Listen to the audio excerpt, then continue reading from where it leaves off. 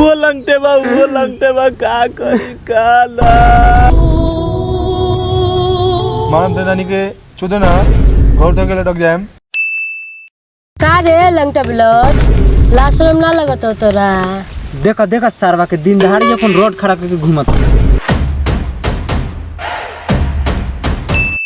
ग्रामीण चक्कर नार ले बजे गाड़ी खच दिगर लइका को साखर पैदा कर देतो।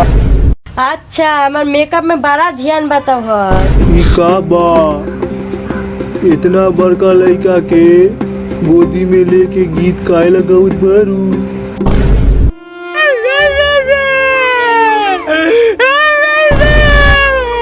रे साला भाग गाड़ फाड़े दिया कहत हूँ।